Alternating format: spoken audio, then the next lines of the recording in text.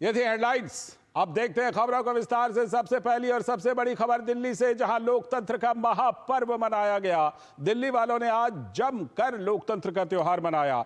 दिल्ली की 70 विधानसभा सीटों के लिए सुबह से शाम तक मतदाताओं की लंबी लंबी कतारें देखने को मिली। क्या युवा, क्या बुजुर्ग, क्या महिलाएं, सभी अपने अधिकारों का इस्तेमाल करने के लिए उत्साहित नजर आए। मतदान के बाद जारी लगभग सभी एग्जिट पोल में फिलहाल भाजपा को बहुमत मिलता हुआ दिख रहा है।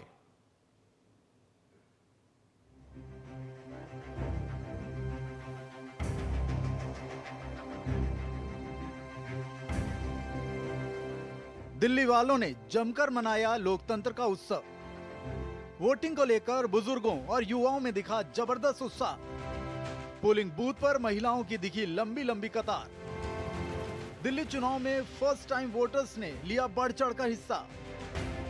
पोलिंग बूथ पर बने सेल्फी पॉइंट पर सेल्फी क्लिक करते दिखे दिल्ली के वोटर्स। दिल्ली में विधानसभा चुनाव को लेकर सुबह 7 बजे से ही मतदान की प्रक्रिया शुरू हो गई। दिल्ली की 70 विधानसभा सीटों पर हो रहे मतदान को लेकर बड़ी संख्या में दिल्ली वाले मतदान केंद्रों पर दिखाई दिए। पूरे दिन दिल्ली विधानसभा चुनाव को लेकर मतदाताओं में जबरदस्त उत्साह देखने को मिला। सुबह से ही मतदान केंद्रों पर लंबी लंबी कतारें लगी रहीं और लोग अपनी बारी का इंतजार करते दिखे। युवा, बुजुर्ग और महिलाएं मतदान को लेकर काफी उत्साहित थे। तमाम लोग अपने क्षेत्र में विकास जैसे मुद्दों पर मतदान कर रहे थे। एक ही तो हक मिला है गवर्नमेंट चुनने का, तो क्यों ना चुने उसको, पूरा हक इस्तेमाल करेंगे।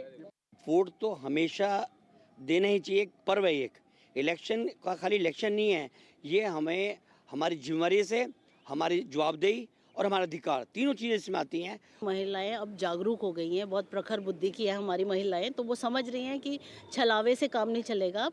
तो वो बहुत उम्मीद है कि वो उसी तरफ जाएंगी जिस तरफ जनहित में।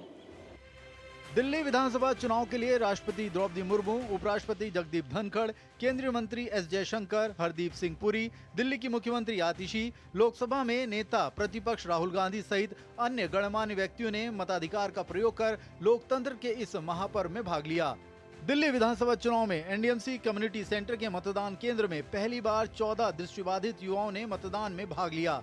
सभी बच्चों ने ब्रेल लिपि के माध्यम से ईवीएम मशीन पर वोट के लिए बटन दबाया। दिल्ली विधानसभा चुनाव में सुरक्षित मतदान के लिए पुख्ता इंतजाम किए गए। दक्षिण जिले में एक कंट्रोल रूम बनाया गया जो 100% वेबकास्टिंग रूम के रूप में स्थापित था। यहां पर मतदान केंद्रों की वास्तविक समय पर निगरानी की गई। इस नियंत्रण कक्ष से सुचारू मतदान प्रक्रिया सुनिश्चित करने की निगरानी की गई।